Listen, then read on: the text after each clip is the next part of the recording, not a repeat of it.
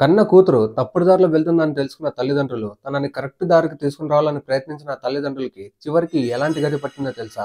వింటే మీరే షాక్ అవుతారు. రండి చెప్తా. ఈ అమ్మాయి పేరు ఓయిసీ రేమన్ అండ్ తన ఫాదర్ పేరు మాఫుజుర్ రేమన్. ఈయన ఒక పోలీస్ ఆఫీసర్ అండ్ వాళ్ళ అమ్మ పేరు స్వప్న రేమన్. ఓయిసీకి ఒక బ్రదర్ కూడా ఉన్నాడు. ఓయిసీ వాళ్ళ ఫాదర్ పోలీస్ కావడంతో తను చాలా స్ట్రిక్ట్ గా ఉండేవాడు. ఇద్దరు పేరెంట్స్ జాబ్ చేస్తూ ఉండడంతో పిల్లలతో అంతగా ఎక్కువగా టైం స్పెండ్ చేసేవాళ్ళు కాదు. ఓఎస్సీని ఒక మంచి స్కూల్లో అడ్మిట్ చేశారు. కానీ తనకి చదువు మీద అంత ఇంట్రెస్ట్ ఉండేది కాదు. సో తన మార్క్స్ కూడా యావరేజ్ గానే వచ్చేవి. ఓఎస్సీ మార్క్స్ చూసి ఓఎస్సీ పేరెంట్స్ ఓఎస్సీని బాగా తిట్టేవాళ్ళు.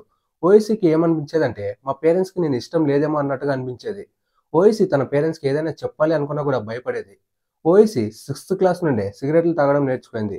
అండ్ ఒక్కొక్కసారి అయితే తను రోజుకి 15 పైనే సిగరెట్లు కాల్చేది. అండ్ తను ఆల్కహాల్ తాగడం కూడా స్టార్ట్ చేసింది. కానీ ఈ విషయం ఓఎస్సీ పేరెంట్స్ కి ఒకరోజు తెలిసిపోయింది. ఓఎస్సీ పేరెంట్స్ ఓఎస్సీని బాగా కొట్టారు. అంత కొట్టినా కూడా తను తన హ్యాబిట్స్ ని మార్చుకోలేదు. ఇంకా పెద్ద పెద్ద వాళ్ళతో ఫ్రెండ్షిప్ చేయడం స్టార్ట్ చేసింది. అండ్ వాళ్ళతో కలిసి పబ్‌కి కూడా వెళ్ళేది. ఇంకా దారుణమైన విషయం ఏంటి అంటే ఓఎస్సీ డ్రగ్స్ తీసుకోవడం స్టార్ట్ చేసింది. తను ఆ డ్రగ్స్ కి ఒక బానిసగా మారిపోయింది. ఒక్కరోజు డ్రగ్స్ తీసుకోకపోయినా తను చాలా విచిత్రంగా ప్రవర్తించేది. తన కండిషన్ వాళ్ళ పేరెంట్స్ అర్థం చేసుకొని తనతో బాగా మాట్లాడడం స్టార్ట్ చేశారు. తనతో మంచిగా ఉండేవాళ్ళు.